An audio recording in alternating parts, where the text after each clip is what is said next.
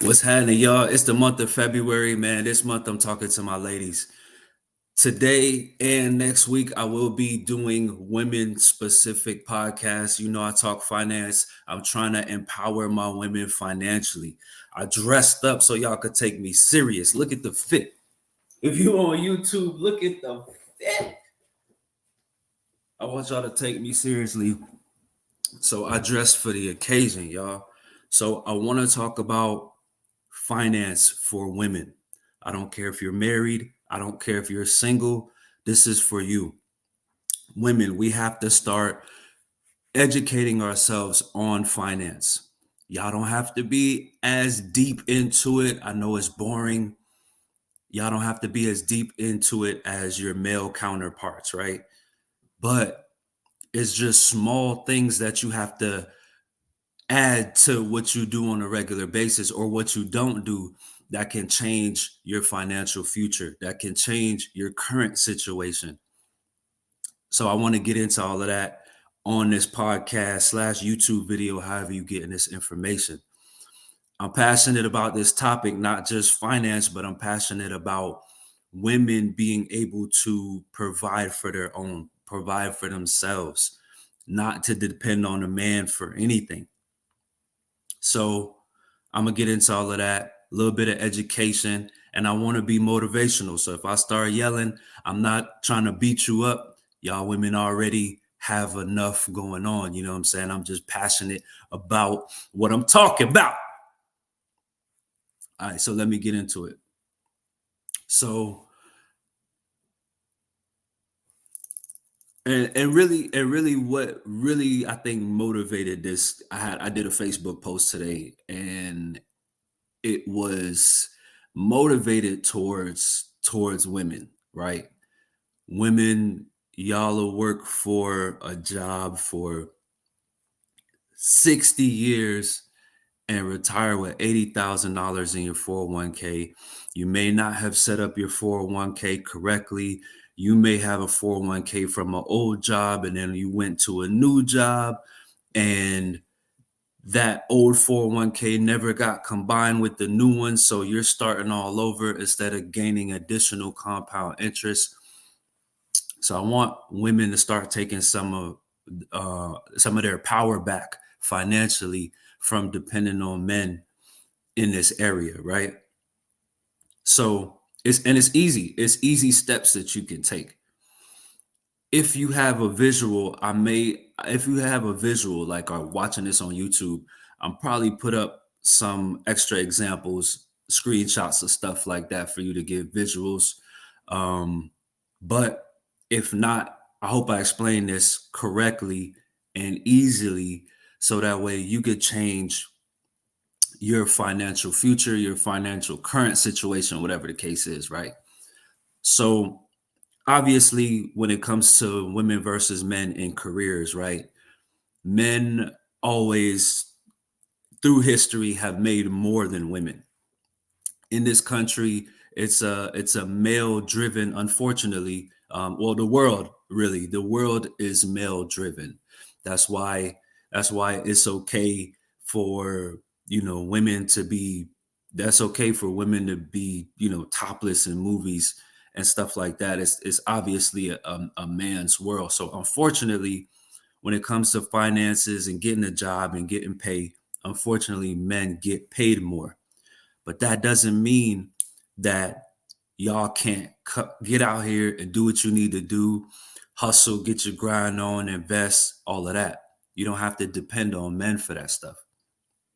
So hopefully this podcast, YouTube video, whatever, will help you with that, right?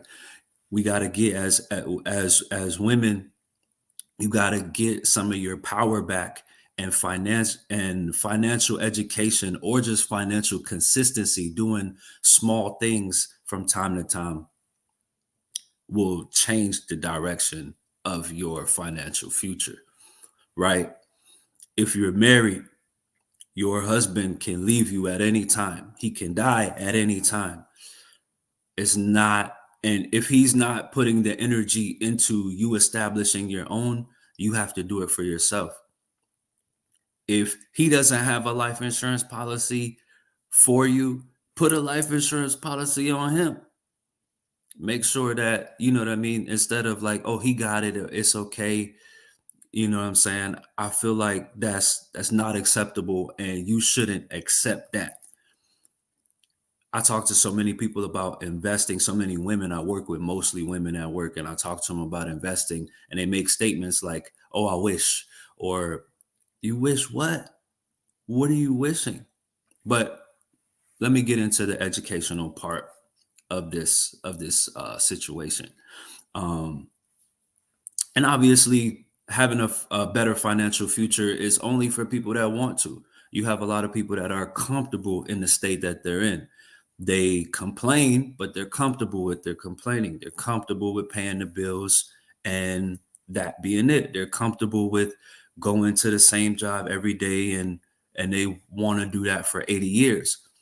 But if that's not you, not only should you tap into this podcast once a week where I give you digestible financial education, but you can find me on YouTube, TikTok, all of that. So these are some steps as women that you should start making, right? Of course, women nowadays have better access to getting promotions and all of that stuff at work. I'm not talking about career. Y'all can figure y'all career out. Y'all do an amazing job at that. When y'all women out here are becoming practice managers and getting really good degrees, all of that. But I'm gonna help y'all with y'all finances today. So the key to finance is keeping more than you spend. Of course, a lot of stuff costs a lot, right? But this is how you keep more than what you spend. None of this, none of, and none of, nothing that I mentioned today is an action that you have to actually do or take on your own, right? Like, so let me show you how you keep more than what you spend. So first, when you're shopping, grocery shopping, work shoes shopping, whatever the case is, whatever that you get on a regular basis that doesn't have to be name brand, right? If you're in love with shoes, this is how you're able to maintain the lifestyle that you want, but also put money aside to yourself, grow your own financial independence, right? If you like, some women, they can't do without their nails being done. You know what I'm saying? They got to spend 120 every 2 weeks, every month, or whatever, with their nails being done. I'm not saying to sacrifice your nails being done, but what I am saying is that you should not get the name brand cheese. Don't get the most expensive milk when you're in the grocery store. You could cut back on that. You know what I'm saying? So that's a start. Saving money in areas where you don't have to spend that extra money. Bringing lunch to work instead of doing Uber Eats all the time. You're making Uber rich. I mean, rich, rich. If you looking at like all of the extra charges that you're spending for the delivery services, and man, that $5 delivery service that you pay every day, that's $25 a week. If you was reinvesting that into yourself, into your I don't know, if you want to do hair outside your house, you can invest your money into that, making your house into a studio.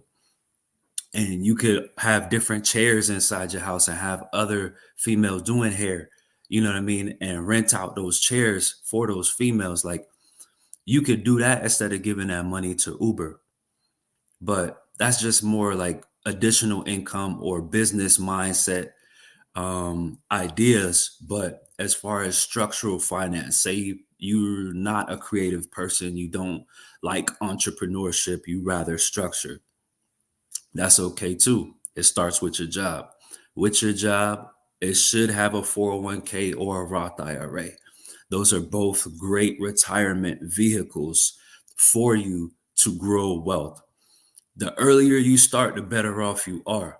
And what a 401k and Roth IRA is, if you're not already familiar, is a retirement account invested in the stock market, and your company matches it. If it's a Roth IRA, it's better because the Roth IRA is pre-tax. So when you take out withdrawals, you won't have to pay any taxes on that. The 401k is not taxed until you make a withdrawal. So, of course, you'll probably take out more taxes. There'll be a big tax bill when you take out your 401k. But for my young people, I know retirement sounds like, for my young women, sorry, I know retirement sounds like that's another lifetime from now, and you feel like, nah, it's not really important to me. But a retirement account is always important because let's get back to why the 401k helps you out. You're putting a contribution, your company is matching it, and it's tied to the stock market. So it's growing in three ways. So it's a retirement account because of taxes, right? Because of the tax reason. You have to pay capital gains tax. So whatever the account has actually grown, you have to pay taxes on that. But if you bust your behind real hard in life, like a divorce or a car accident, or you have your own business and you get sued, it's still your money. You have to pay taxes, but it's still your money. So if you want to go on a big trip, if you want to throw a really big 25th birthday, I'm talking about take all the girls out to the Bahamas, and whatever your passion is, whatever drives you about money. If you just want to take all of your retirement money out, is not something I'm suggesting, but I'm saying that it's available. Instead of you using a credit card and making life a lot more difficult for yourself, you can use a retirement account to do whatever you feel like doing, even if it's before retirement. You have to pay your taxes. So if you ever take out your 401k or retirement account, you can do that. But if you finish this video or podcast all the way through, I am going to show you how to avoid taking out of your 401k. But just keep in mind that it's your money. You can do what you want to do with it. It's your life. Live it how you want to. I just want to help you out financially. So the 401k is associated with the stock market. So that is going to be my next topic, since I already mentioned the 401k. The stock market. It's not the boogeyman. Stock markets crashes happen. You hear people talk about it all the time. The stock market has made a lot of people millionaires. I'm probably going to be one of them. However, the stock market is more, what I want you to look at the stock market is like a long-term savings account, a savings account that has a high yield of interest, right? Because you have different types of savings account. You have a regular savings account, you have a compound interest savings account, which you probably just get like 3% on your money or whatever. But this is the power of the stock market, right? On the stock market, the S&P 500 is the benchmark to the stock market, right? It's the top 500 companies, and it's managed. So if a company is no longer in the top 500 or whatever the case is, then it's no longer in the S&P 500. It's the safest and most reliable investment in there, averaging 12% of your money, right? So let's put this into context a little bit. You have a Netflix account, you have a Hulu account. Say you got rid of one of them. Say you got rid of one of them, was $30. $30 a month from Netflix, from making them rich to making yourself rich. Now you got $30 in your $30 a month in an investing vehicle that's giving you 12% a year. 12% a year over 30 years, 20 years, even just 5 years will change the dynamic of your finances, because now you got that, well, you know what I'm saying, this man talking to me crazy, I don't need him no more. I'm not staying in this relationship because I depend on him financially. Or you know what I'm saying, I hate my job and I don't want to work for the next 6 months. Or you know what I'm saying, I'm a build up wealth real fast, get it out the mud, and retire early. Whatever your goals are, the stock market and investing can make you solely dependent on yourself, without a man, without a company, without anything. You have to think long term, but if you're younger, listening to this or watching this, long term is kind of harder for you to think about. So think about short term. Whatever it is, use it to help you out. I know a lot of people have used their 401k before in hardship. I've used mine before. I'll never touch it again because I know better now. But you know what I'm saying? I want you to be able to see it as something that can help you no matter the circumstances. It doesn't have to be retirement, even though that's what it's for. You can use investing money for something else. So let me get back to the S&P 500. How do you invest in the S&P 500? My wife is an investor. She's not looking at charts all day. She's not looking at the stock market all day. What she does, I set up her Robinhood account. There'll be a link in my description if you're watching this on YouTube. I set up a Robinhood account. I set on a recurring $20 bi-weekly. So $20 bi-weekly, she is dollar cost averaging into the S&P 500. Whether it goes up, whether it goes down, it doesn't matter. Every 2 weeks, $20 is going into her account. Her account is gaining compound interest and she's adding that money. So she's growing her own wealth without even looking at the account. So let me get into some basic financial education that you can easily digest, right? So like I said earlier, obviously you have to make more than you're spending, but that doesn't mean you have to downsize on everything in your life. You don't need Dawn dish detergent if you need your nails done all the time. You don't need your nails done all the time if everything in your house have to be name brand. Cut in areas that aren't priorities for you. You know what I'm saying? And then that will allow you to not only not have to go in credit cards when you want something, but you're spending money from areas that you're saving in to live how you want. So that's as far as like current day-to-day spending, week to week or by week, however you get paid, right? That's for your wants. But you should also save a little money too.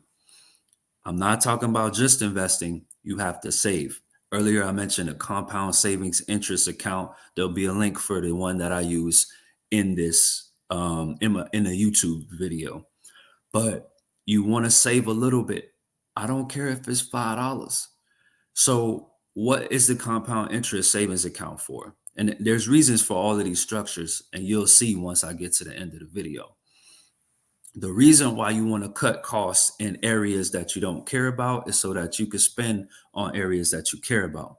The reason for your compound interest savings account, you're only going to get like 3% on your compound interest savings account, but the account is adding money to your account as you grow it.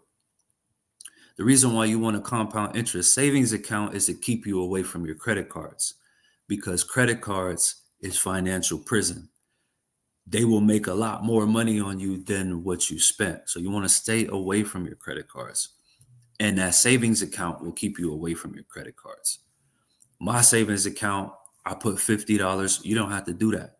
But I put my $50 on an automatic reoccurring. It's another thing that you don't have to think about. You're saving, you're investing. It's not something that you have to think about. Just have it routine and boom, boom, boom. It's like, okay. And then after like 8 years, 5 years, however much you're depositing, of course, the more you put into either one savings account or investing account is the faster it'll grow. But you don't have to put a lot of money all at one time or continuously. Just make it a habit of doing it continuously and setting these things on an automatic withdrawal from your bank account on the day you get paid. Compounding interest savings account, the S&P 500. 3% and the 3% growth on the compound interest account. And there's so many different compound interest accounts, but that's like an average, probably like 3 to 4% on a compound interest savings account and 12% in the stock market. Your savings are growing for you. Your investing is growing for you. Now, if you have a hard month and you like, okay, well, let me take it off of the recurring, not something I recommend, but you know, I feel like now I ain't even gonna say that. Don't do it. Don't do that. Out of $25, you can put 20 in your savings and 5 in your investing. You want to put less towards your investing because that will grow faster. You get a higher, the S&P 500 will grow faster than a compound savings account. But you have to do both. And the reason why you have to do the saving is if you ever lose your job and you have 3 to 6 months saving, you won't touch your investments, right? So the savings account saves you from your credit cards and it saves you from touching your investments. So you're getting rich faster, but you also know how to, you also have a just in case. Things happen in life all the time. And your 401k or your investing in the S&P 500 is enough or is something that you could use before retirement. Just remember you have to pay your taxes on that. So in your compounding interest savings account, the interest is so low that you probably won't have to, you shouldn't have to pay no taxes on any money withdrawn from that. So that's why that one is better for the emergency. But no financial vehicle should, you shouldn't have a single financial vehicle that does not pay you interest. Your regular bank account, the one that you make your transactions in and all of that, that's okay for that one to not have interest because that's, for transactional purposes. But your savings account and investing account must have to be, what I'm saying? You have to do it. So I just gave y'all the idea on how to do it. You can go on your iPhone, delete one of your subscriptions, delete one of your streaming services, and then put that money continuously in your savings account, in your investing account, or in your BBL account, or in your 2 months trip to Europe account, whatever it is. Just make sure you're doing it so that you have the money to do it instead of living off of credit cards, or you get to a point where you want to sell your car because you want more money, more freedom, or you want to sell your house because you just want to have money in the bank. An investing account and a savings account will save you from financial desperation, right? And what does that do? That gives you that power. That gives you that power to be like, what I'm saying? I don't need no man for nothing, or I don't need to beg nobody for nothing, or I don't need, I don't have to work every single day if I don't want to. I could go down to PRN because I'm financially secure. I got this. You know what I'm saying? So there's certain things you could do. You don't have to be an entrepreneur. You don't have to be a hustler out here. You don't have to depend on a man. But insanity is making a repetitive, I don't know the definition exactly, but the definition of insanity is similar to like making a repetitive bad behavior over and over continuously without fixing it, right? So every time you get paid, the fact that you are not investing, I don't care if it's $5, $10, $15, it is insanity because you're gonna want better things in life. You're gonna get tired of your 9 to 5, going to work, paying bills, nothing's happening, you're not going on trips, you're not splurging, shopping spree. Eventually you're gonna get tired of that. You're gonna be like, you know what? I'm swiping these credit cards and I don't care. But if you had an investing account, you could have took from that. And instead of needing to pay monthly payments on your credit cards over and over and over and over for a lifetime, paying the bank interest and getting them more rich, instead you would just have to pay taxes on your withdrawals, right? So pick items that you, if it's your dish soap, you don't have to get Dawn dish soap. You could get whatever Aldi has. If it's your washcloths, you don't have to get the name brand washcloths, get whatever they have. And by doing that, it gives you room to spend on things that you like or you want to do a little more. You want to get your nails done, you could do that because you've been saving on cheese, you've been saving on milk. But if you want everything to be name brand, then you know what I'm saying, you're kind of digging yourself into a hole.